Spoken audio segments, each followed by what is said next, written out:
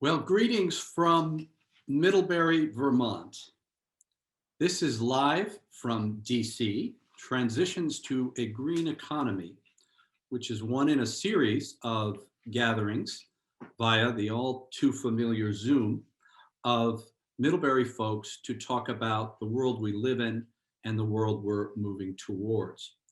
My name is John Isham. I'm a professor of economics and environmental studies, and I'm delighted to host this event, which is led by our Center for Careers and Internships, the Middlebury Professional Network therein, and is co-sponsored by the Rohatyn Center for Global Affairs, the Franklin Environmental Center, the Climate Action Capacity Project, and Middlebury in DC. This has been a wonderful collaborative effort in the best Middlebury fashion, led by Jeff Sawyer and Rachel Connor in the CCI, the Center for Careers and Internships, with the eager support of Tracy Himmel-Isham and Nicole Bellieu. And you're about to see too that we have some wonderful folks joining us in a moment to help move the panel along.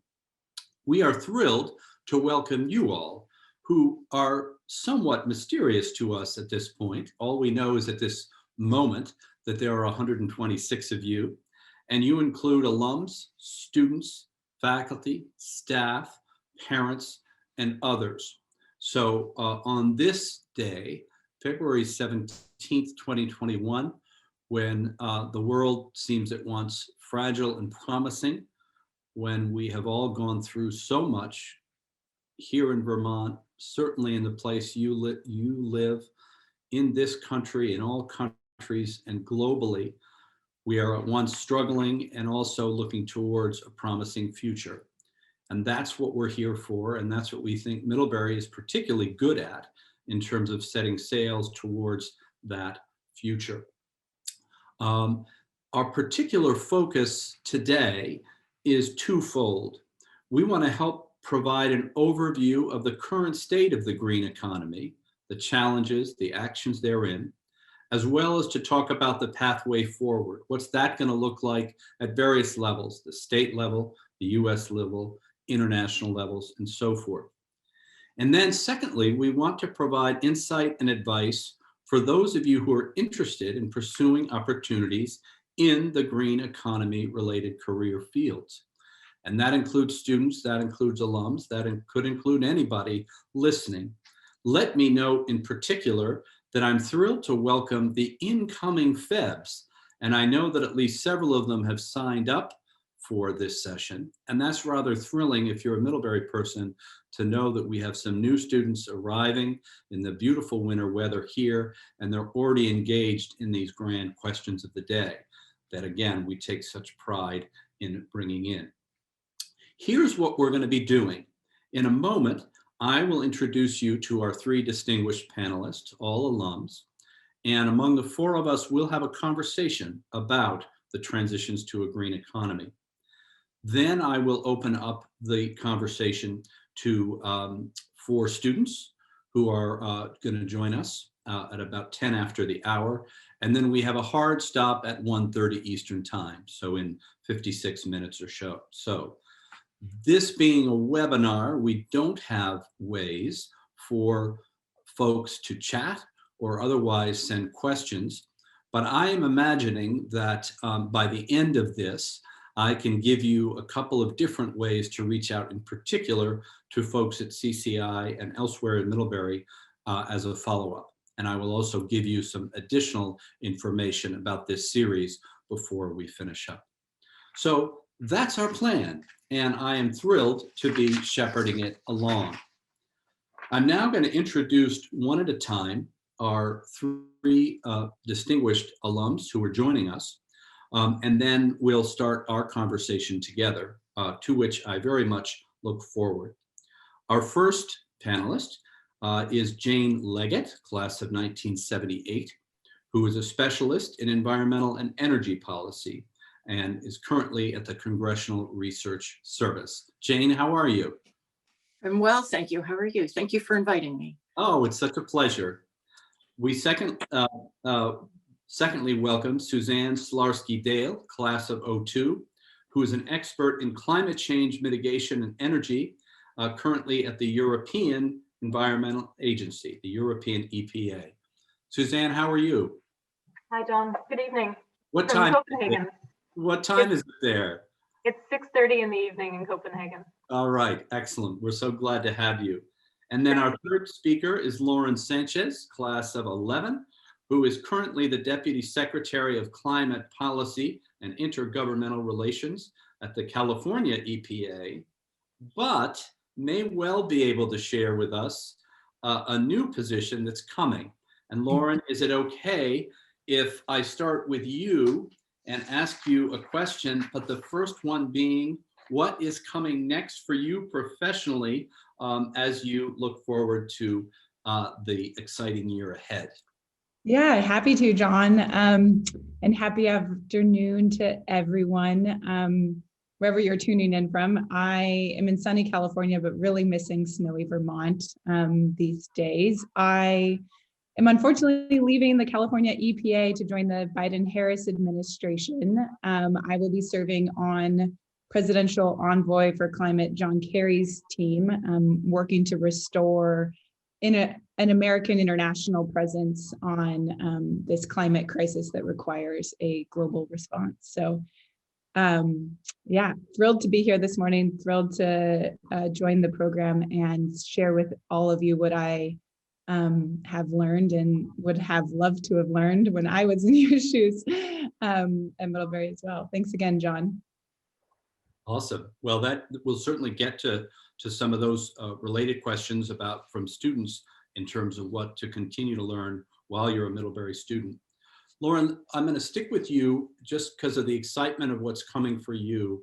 The current administration has embraced language, and at least in some of their recent hires, you in particular, language around the green economy. And so it's an exciting time to think of folks in power now in Washington, as you say, with an international audience now, who are thinking about a green economy and not only take it seriously, but by every measure are putting decisions around getting to a green economy in every corner of governance.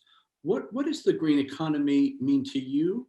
And share with us a bit how you've seen that concept change since you graduated 10 years ago. Happy to. And John, maybe I would take a step back. I work on climate change because it is the defining issue of our time. Emerging science while I was a student at Middlebury, which obviously has evolved quite a bit. I now live in California and have to face the impacts of climate change that have barreled down on us with devastating wildfires and year-round fire season. The green economy to me is, and I should also note that the thing about careers in the green economy and climate change, I think, is a unending need for optimism. We have faced headwind after headwind. We lost 4 years with the recent administration on this crisis, and impacts are accelerating around the country and around the world and are hitting our most vulnerable. When I think about the green economy, I really think about living in harmony with nature and with our planet. I studied biology and environmental studies at Middlebury and was fascinated just to learn how we were really pushing the climate systems, to their max and out of whack, and are now face a really sick planet, and it moves me to tears and is devastating. And I, through optimism, see an unending amount of opportunity to really build inclusive communities across this country that empower individuals and are community oriented and build really resilience to the climate impacts that people in Texas are feeling right now, that Californians are suffering from, endlessly. And in thinking about the green economy and climate change, really being able to tackle some of the kind of persistent pollution burdens that have faced our nation and people around the world for decades. So yeah, that harmony is something I am excited to work towards every day. We use wonky terms like carbon neutrality and net zero emissions, but it's really about, achieving that balance again and living on this world in a place that allows everyone, that is inclusive and prosperous for us all. Nice. It's a good word to have in front of us, harmony. I appreciate it.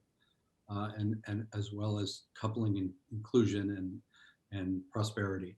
And certainly, as you're going to hear soon from our students, the issues of justice and thinking about, for example, frontline communities are front and center among students now. And that's been a really important and, in fact, delayed emphasis for environmental studies and other parts of the Middlebury ecosystem. Jane, as you were listening to Lauren, share your thoughts also about both your vision for a green economy and how we assure that it's just. You've been at this in so many amazing ways. Where do you sit now with both that vision and making sure that that all populations benefit from the future that's possible?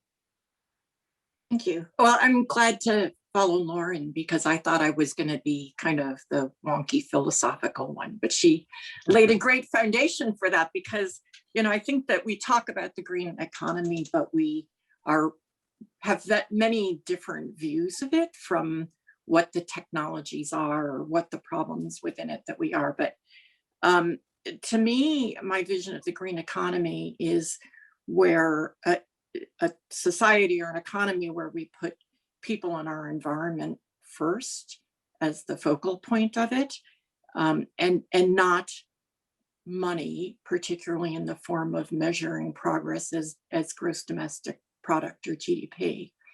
And just to get a little more philosophical on you, I've had, for other reasons, cause to go back and read an economist, Carl Poviani, and some of his work on the nature of the economy, which I think is really prescient for today.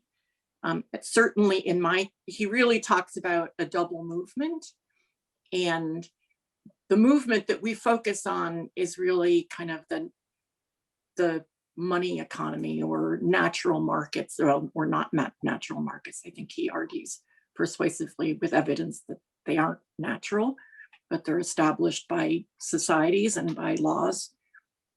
What he stresses about the economy, and the one that we experience when we buy and sell and produce and make and consume, is the one that we experience day to day. But I think what's really strong and prescient in his is that he says that the economy is created by and embedded in a broader social, institutional and cultural and governance system that creates the parameters of the economy. And he argues that those kind of swing back and forth. The reason I'm being a little bit polemic about it is that certainly in my education and in my career, we've tended to focus almost entirely on this, the market per se. But Polanyi argues that when it gets too far out of skew, then cultures, society, governments swing back and change the system in order to correct for the ways in which markets don't work. And I think it's really important today because I think we're in this, sometimes I call it creative destruction, but I think we're in this place where we have this tension or correction by institutions about what the market is. And so when we talk about, to get to the second part of your question about, how do we look at justice in there?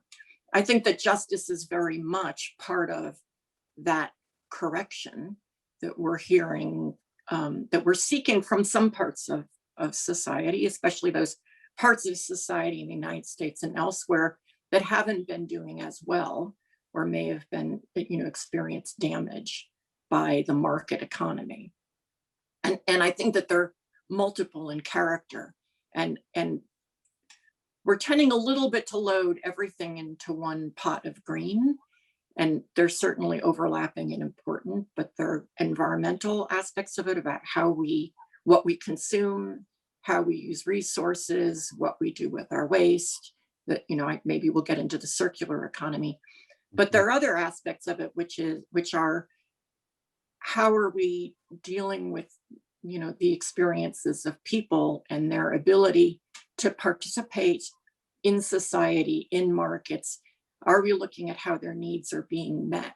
And I think that those are both integral parts of what I think about as a green economy and as how we address the green economy.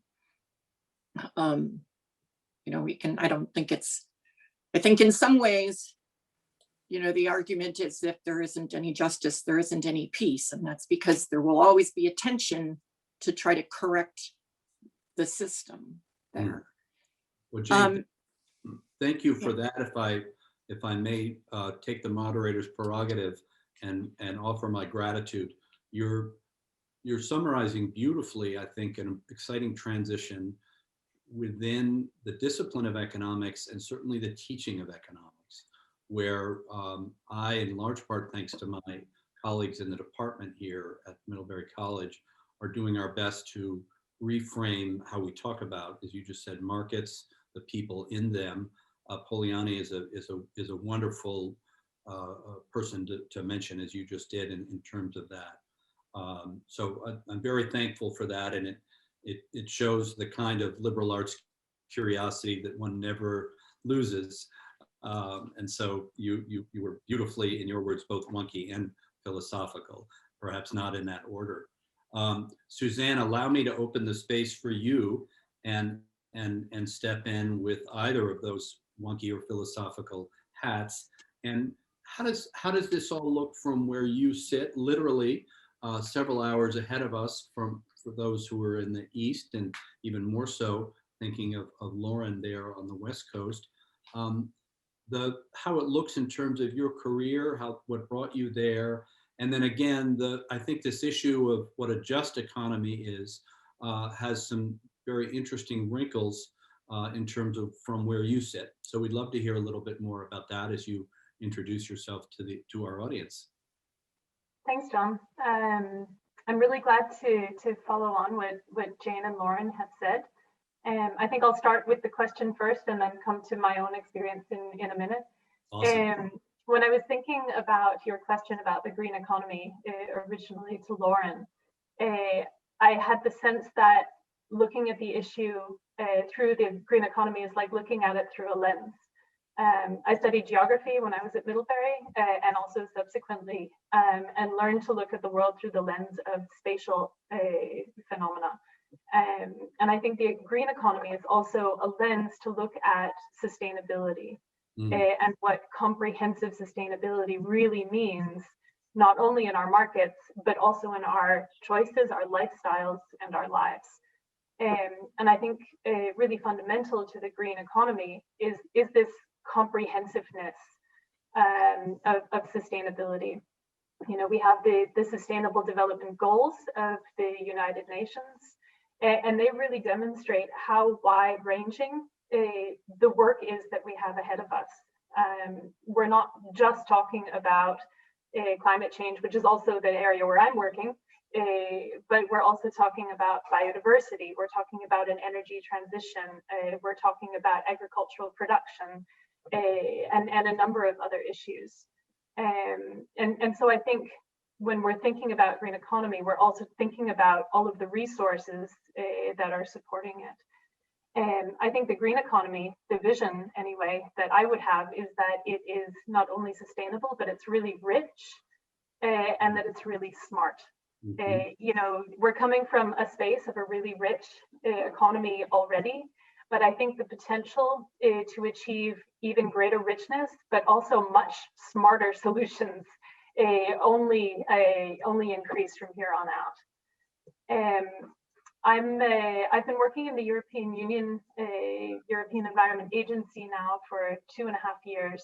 And before that, I was working since the beginning of my career in the Danish central government, mostly in the environmental and the climate ministries. And my experience in both Denmark, which, as you know, is a leader in the energy transition, in the deployment of renewable energy, and so on, as well as in the EU, it gives me a lot of hope. And maybe we'll get back to this question. It really gives me hope. The transition to renewable energy in Denmark has been really, really substantial. And when I sit in meetings with other European countries asking about, is this really possible?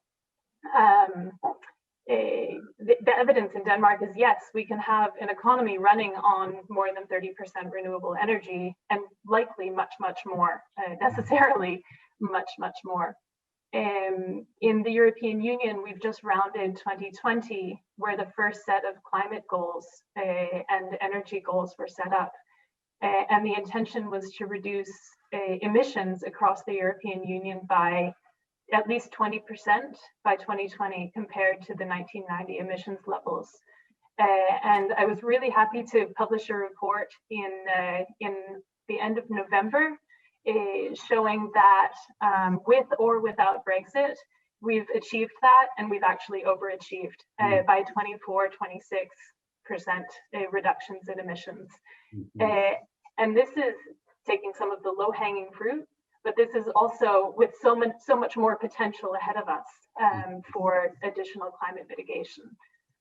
So I think for sure it's looking good, but there's a lot of work. And if I go back to my original point, it's really comprehensive work. It's in all corners of our economy. Yeah, fantastic. Thank you for that summary. And hope is certainly a thing to hold on to, but with wisdom and a certain realism. So that's a theme throughout certainly our conversation. There's a technique that I love in teaching that many of you have seen, which is sort of this idea of popcorn, where people just throw out short answers in a series, and then we see where it takes us. So I'd like to do that with the three of you, and around this idea of what the transformation looks like. So let me give you each just 10 seconds, 20 seconds to think a moment. In terms of, say, 15 years from now, in terms of where you are, in terms of your location or where you hope to be, then what will the green economy have brought, if we get this right, in 15 years that we don't see now? So I'll give an example, and then let's just do a quick go round and see what kind of elements of the green economy we can anticipate. I would think that here in Vermont, by way of example, that we're going to see electric heat pumps everywhere. And that's a much better way now to heat your home, both from a cost-effective perspective, and as long as our electricity grid continues to get greener and greener, from a climate change perspective. And it also is part of an economy that can provide jobs for people who install those. So an example I would offer is electric heat pumps coming to the Northeast here. That would be good evidence in 15 years that the green economy is really thriving. Lauren, let's start with you. Give us an example quickly of what the green economy will look like if we get this right. Two quick examples, John. I'm currently in Santa Barbara, and I'm looking out the ocean, and there are oil rigs. And in 15 years, those are deep offshore wind turbines. Nice. Secondly, our high-speed rail is up and running in California, and it is electric powered and allows for millions of Californians to, have shared mobility options throughout the valley between San Francisco and LA. So here's hoping. Fantastic. All right. Sign us all up. Jane, example or two from you. Okay, my first one would be a lot more consumer choice and better information that's easily understandable by consumers about what the implications of their choices are. And this applies to nearly everything. And the second one I would put in there is the choice not to be mobile if one doesn't want to be. So I think, thinking about how much time or effort we spend in commuting or going to international conferences or other things, but more choices than getting into a car and spending a long time. Yeah. And it seems clear that our reliance on Zoom over these last months, in terms of many of us, in terms of the way we work, will enhance that possibility. Yeah, thank you, Jane. Suzanne, from your end, how does it look? I think on two scales, I'll come with two suggestions. One is smart investments, long-term investments, really looking at investment portfolios from the long-term perspective rather than the short-term profit. And I think the information necessary to support those investments will be really, really critical. That brings me to the second point, which is knowledge and data, truth, really at its seat. Developing the way that we talk about the green economy, the way that we talk about sustainability, and really relying on the facts, on the data, what the information are telling us, rather than maybe some of the initial greenwashing type approaches that makes things look sustainable when they actually aren't. I would love to see, if this transition is going to happen and happen well, it being based on knowledge. Thank you. That's very profound. I'm sitting here at Middlebury College and thinking of the over 200-year history of trying to explore what knowledge is and how to unleash it, the need to search for truth, and then data. Clearly, I mean, this is an age of data. We have a big data initiative literally here that's just begun, was led by several colleagues. And so those three together, knowledge, data, and truth, are certainly paramount, as you suggest. I'd love to come back to your point, Suzanne, about smart investments as we consider those wonderful answers you all just offered. Many Middlebury students historically, certainly in the last few decades, have had an eye on being in the world of investments broadly defined. So that's working, if they're in the US, on Wall Street, working in consulting, starting their own businesses and seeking investments that way. And so your term smart investments allows us to think about what those investments can be as we go forward. What advice would you offer to Middlebury students who really like the sound of what you just said, to say that they would, perhaps like mentors they have, perhaps like people in their family, want to be, let's say, in the world of finance, but want to be in a world too of smart investments? What advice would you offer those students as they begin to explore that terrain? I think that there's a lot more focus coming, at least from the literature that I'm reading from the finance world. There's a lot more focus coming on long-term investment and on making decisions investment-wise based on business cases, really sustainable business cases. Maybe it's relevant to bring in the term carbon lock-in even at this point. Some of my colleagues a couple of years ago did a study looking at the investment in larger infrastructural plants in Europe, and the return on investment calculations for those plants, coal burning power plants, for example, and other types of facilities, actually have a long-term lock-in in terms of carbon emissions. If we build the plant now, we expect 30 years at least of operations that are going to give us the returns that make our investment profitable. And that's happening today. The coal-powered plants are still being built. And being really, really clear, I think, about what the long-term effects of today's investments will be, and making those investments in a smart way.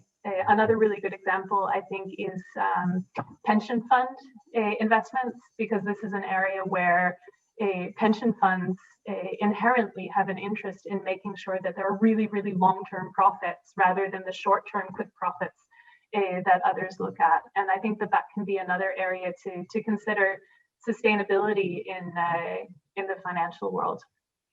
That's great. Thank you so much.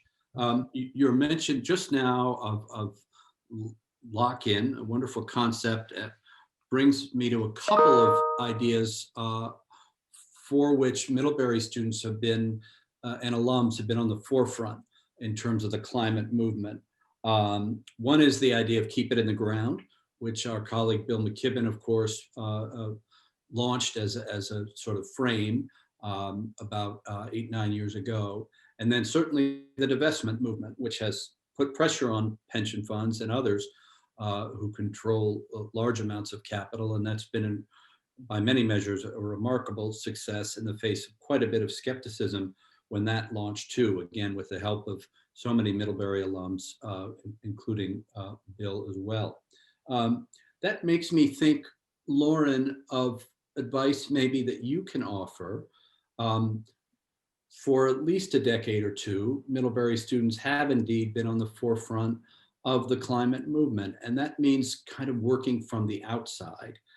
And you're a good example, by contrast, of taking those passions and working from the inside, the pursuit of a green economy, but with the levers of power, at least partially, in your hands.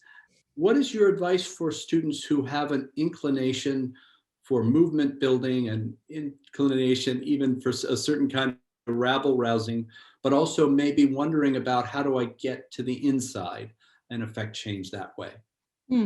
Great question, John.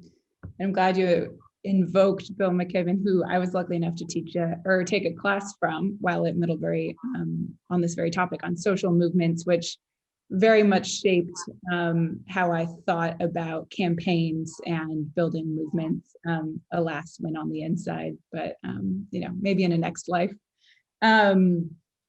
I would say, I come back to this idea of persistent optimism and fearlessness. I think, as we've seen from social movements, from apartheid to the civil rights movement to the climate justice movement globally, we really need passionate leaders of all shapes and sizes and ages and voices, really articulating that world that they are fighting towards, and we should all believe in.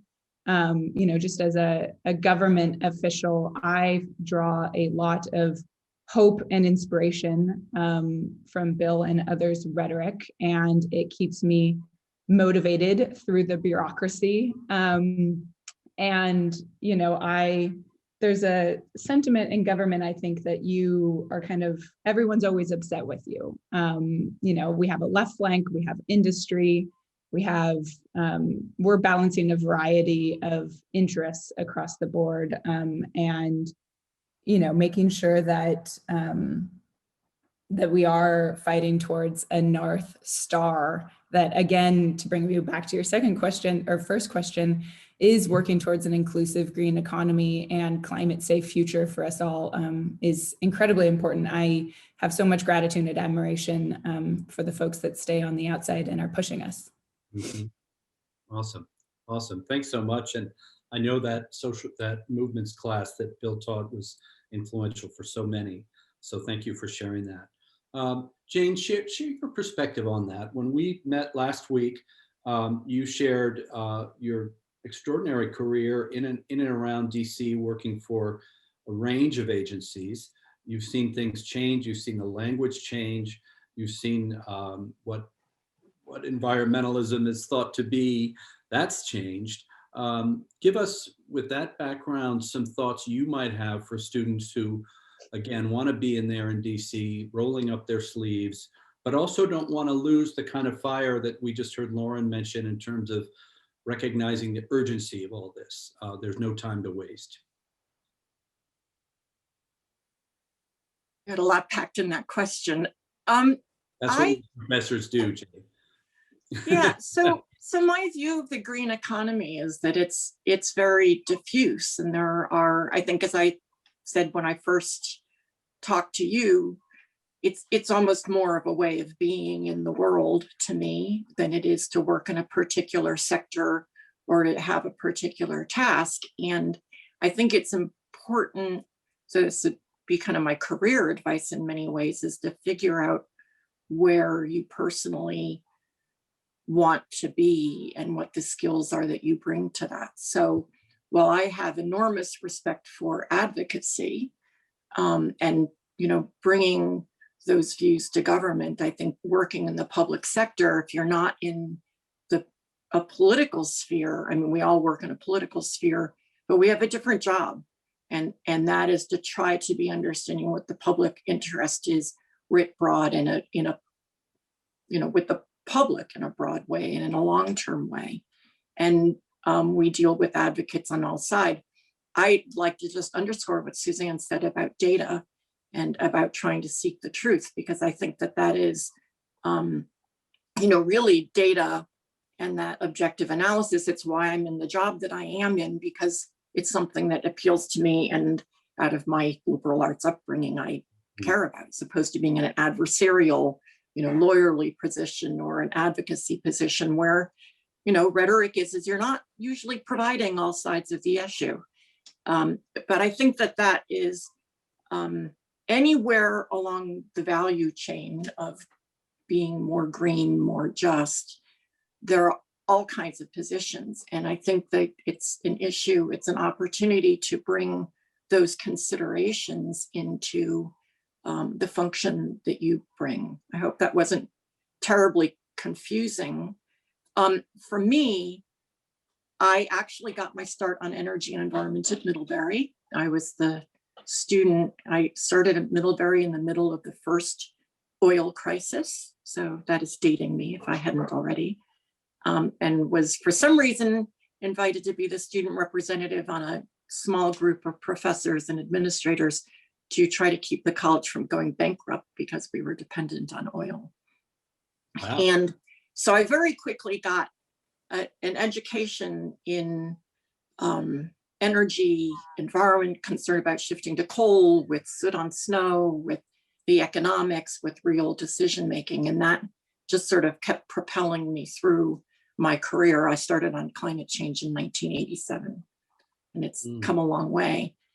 To me, I think, I hope I'm remembering your question all right, but I think is look for the opportunities, in the sense of there are always problems out there that need to be solved. And as opposed to looking where everybody else is going, it's worked very well for me to say that this is a problem, someone has to solve it. I have the skills to be able to do it, and I'll do it. That often doesn't mean looking for permission before you do it, but jumping into it. And I think that exists on many different aspects of work. Excellent, Jane. I'm going to pick up on your word opportunities. And before we go to our students, which we'll do in a couple of minutes, I want to ask each of you, here we sit as spring awaits us in 2021. What are the major opportunities in terms of transitioning to a green economy that excite you the most? So if a Ms. student, a Middlebury Institute of International Studies student were to walk in your door, or a Middlebury college student, and say, what's super exciting right now as we do this, what would your specific answer be? Suzanne, let's start with you, and then we'll go to Lauren and Jane, and then we'll bring in some students.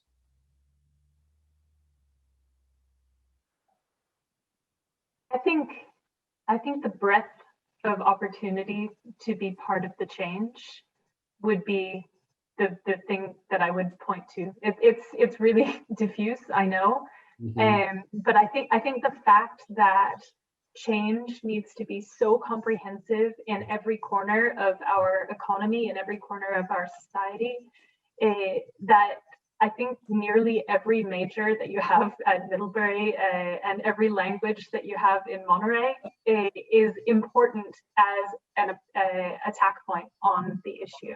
That's great. So I think the breadth of chance right now is really there for everybody to grab. That's fantastic. And that certainly echoes what Jane was sharing with us a moment ago. Thank you, Suzanne. Lauren, what comes to mind in terms of immediate opportunities? John, I would probably highlight this moment in time feels like a real inflection point. We have obvious political changes in Washington, a growing global youth movement, a just internationally recognized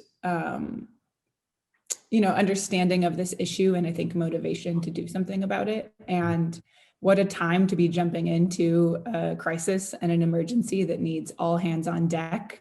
And I would just make a sub bullet on, this movement really feeling like it's moving towards putting people at the center of everything, of solutions, of impacts, of building resilience, and finding that to be really inspiring to work on.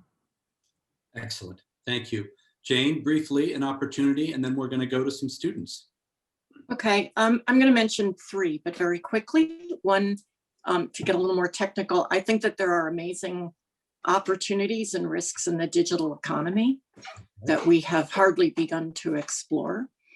And so anyway, there's a whole field out there.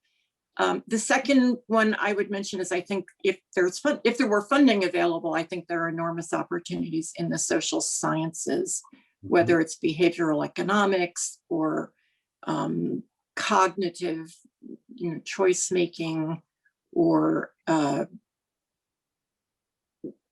the political economy, really about how transitions happen, that I would encourage people to look at. So anyway, I'll leave it at two since I can't remember my third.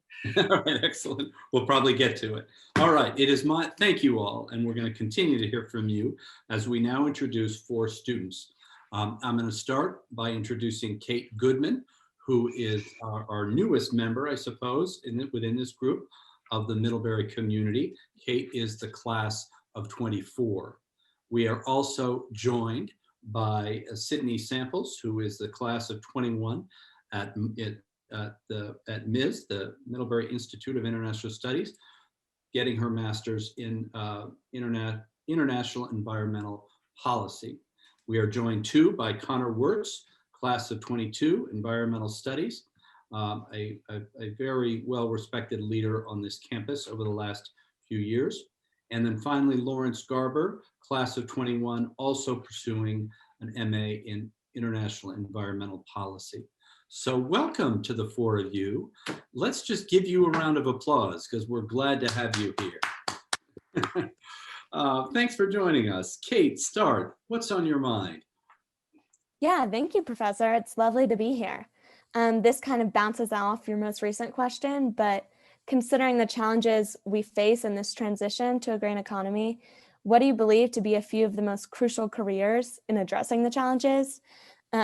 You don't have enough time to list all of the careers, I'm sure, but where would you suggest a student passionate about combating the climate crisis might focus their career interest?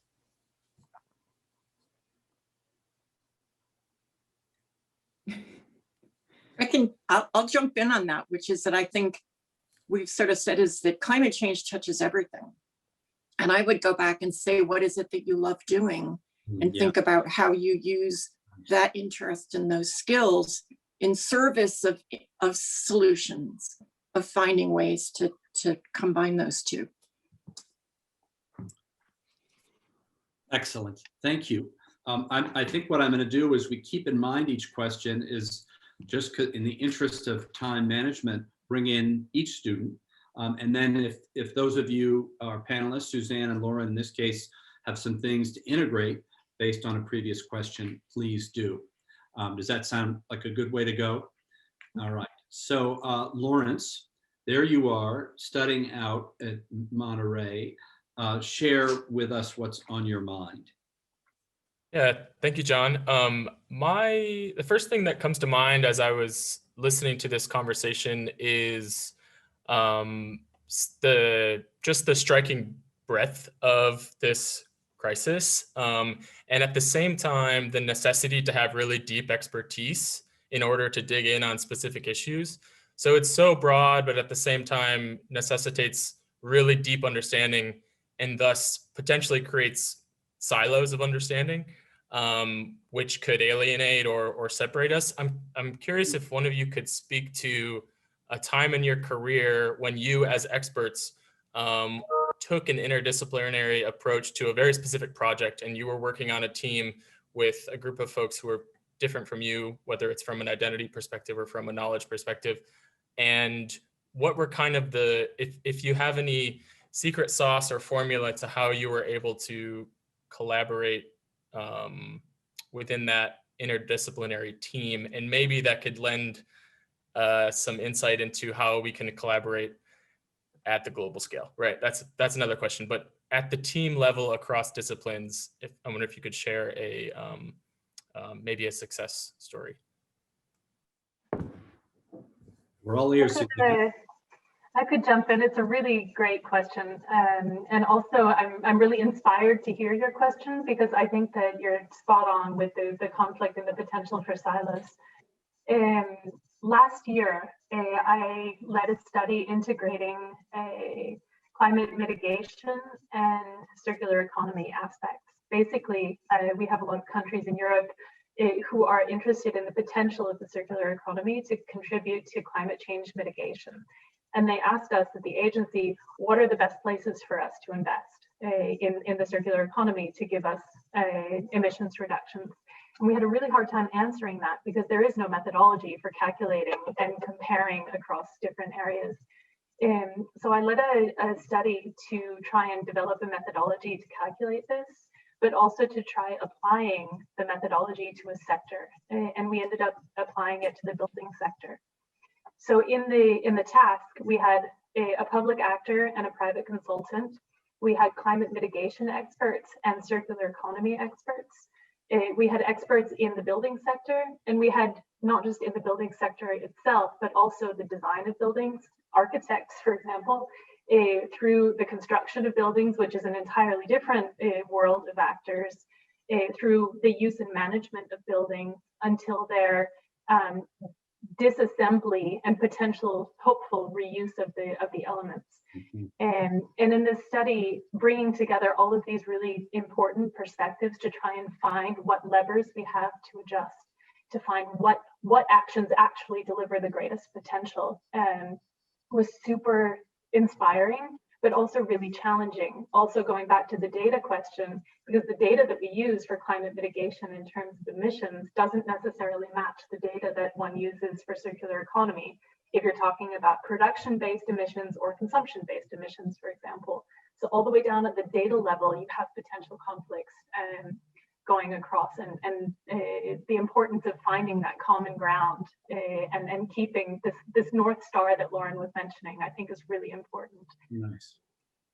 Awesome. And I think, oh, sorry, John, go ahead. No, Lauren, it's on you.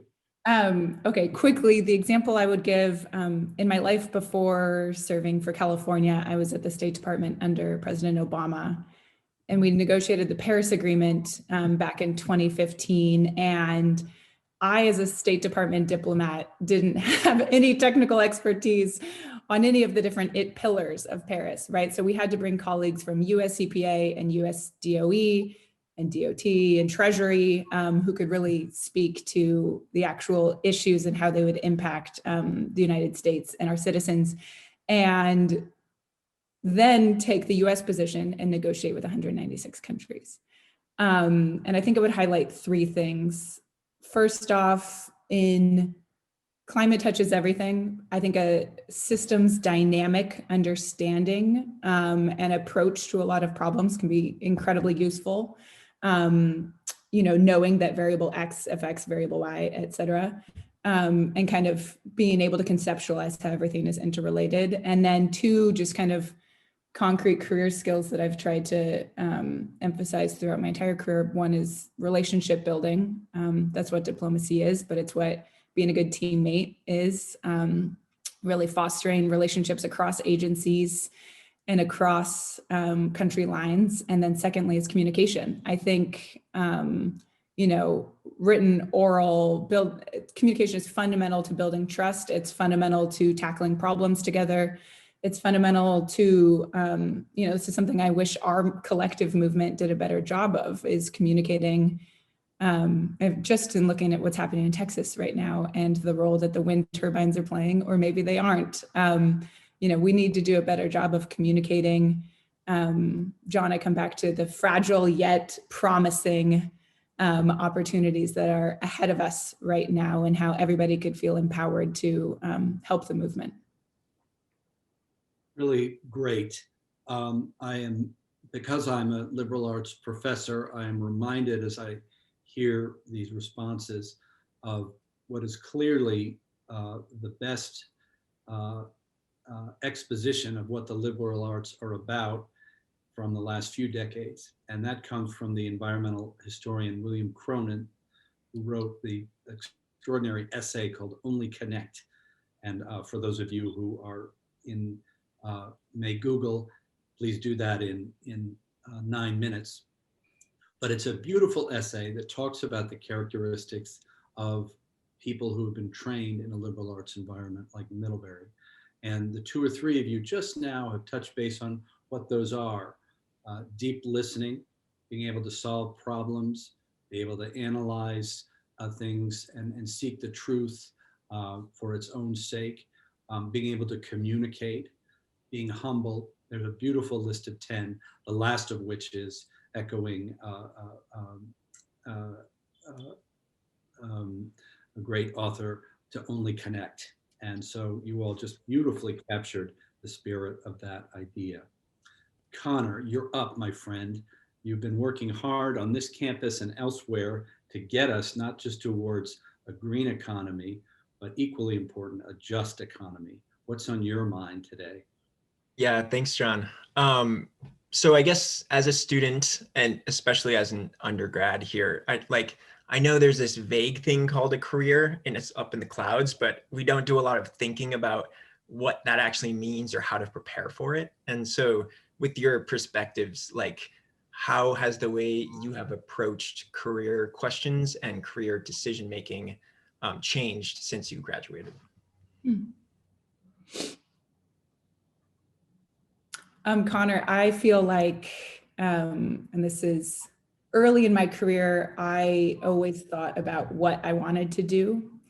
And now mid-career, I think about who I want to be doing it with and who I want to be serving, and how. And Jane, I love that you, evoked kind of this idea of finding what's in your heart and what your passion is, and leading with compassion and heart. I think is probably the most important thing I now try to do in my career. The team that you're on and the people you're working for is incredibly important. And to Kate's first question, I'm in government because I love being a public servant and I love serving the people of California, soon to be the people of the nation. And continuing to kind of ask yourself and define that North Star about who you want to be working for and towards what goal will be important. Awesome. I'm going to jump to hear from our fourth student, Sydney, and then Jane, I also saw your hand was up, so perhaps you'll be able to integrate an answer to the excellent question we just heard from Connor, as well as what's on Sydney's mind. How are you today? Good, and my question actually ties in pretty well with Connor's, and just Lawrence and I are both about to graduate, as I'm sure a lot of the people on this call are. And I guess my question is, if you were just about to launch into your career path, what advice would you give your younger self? What should we keep in mind? What should we know? Jane, you ready for that one? I am, and I just want to say, people talk about how stressful job searching is now and everything, but I just say you have so much opportunity compared to what we did or perceived we did coming out of Middlebury back in the 70s. There was a good chance you'd go into an organization and you were kind of stuck there for your career, or very limited mobility. I would say, look for a first job where you're going to test something that you think you really want to learn, that is something that interests you, and look for a manager from whom you're going to learn. I know that the managers who were generous with themselves, just even if I didn't stick with that job, have been of lasting value to me over decades. And so I would take a better manager over a better seeming job any day. The other thing, I have two young adult daughters who are in your age groups, and don't worry too much about it. I think that this, the economy now is really forgiving in terms of you try something and it doesn't work, you make a mistake, you have a chance to do something again, and you don't even have to stay there for 3 years or whatever the time. We had some arbitrary, you need to stay for 3 years or people would think that you're a job hopper. And experience it. And I think that going back to your question, Lawrence, about, dealing across disciplines, is that is really important. I'm successful in my career because I'm very interdisciplinary, starting at Middlebury. And that is an asset for talking with people, for understanding how does a scientist frame a question, and therefore, what do they bring to the table? What does an attorney, how do they frame a question? What do they bring to that question that's at hand? And so I think that moving around probably more than I did is something you might want to make a little bit more of an explicit career plan. But I don't know anybody who said, this is my plan, and then they did it for the rest of their lives. Awesome. There's a couple of books I think of as I hear you all really touch so beautifully in these last minutes on kind of following your heart and that kind of thing, which the exploration of which is really what a liberal arts should be. One is a book called Do What You Love, The Money Will Follow. And that's the title of the book. And in fact, that's all you need to know. That's what the book's about. Another one I think of, which I talk about often, is by a scholar at Yale called Education's End. And he reminds us in the liberal arts to help students to sort out what they think will be the meaning of their life, have that conversation in an ongoing way. And in doing so, and in discovering and rediscovering what you love, paths start to open up. And so you all are really capturing that so well. Hey, Kate, I'm going to ask you a question because you've arrived at Middlebury, if I've got it right, you got here in September, am I right? Yeah, that's correct. So you've arrived at Middlebury in the middle of a crisis brought up by COVID, but also at a time when here in this country, there was a reckoning around race and racial justice, in part because of the killing of George Floyd and Ahmaud Arbery and Breonna Taylor and others. This is in the forefront right now at Middlebury College. And I'd like to ask you, from your perspective, how the repair that needs to be done, the hard work that needs to be done by all of us to reckon with that past, can fit into also a vision of a just green economy. From your perspective, from conversations you're having with fellow students, how does all that urgent work come together? Yeah, I mean, that sounds like a question I would ask the panelists. But I think that we've tried dealing with justice work and environmental work separate, and we've realized that they need to be one thing, connected. I think Lauren spoke about this when we met last week in preparation. And it's something that I'm beginning to see. I mean, I've only just gotten to Middlebury, but tied into every aspect of environmental work, right? We do a land acknowledgement at the beginning of our Sunday night environmental group meetings. Classes incorporate justice into conversations about land and climate. But I guess if any of the panelists want to add in their work what they see. That would be great. And let's hear from one of the panelists on that question, recognizing that these are deep conversations that we're all having in our lives. And John, I think it'd be great to have a whole webinar series on environmental justice and how racial justice ties into the environment.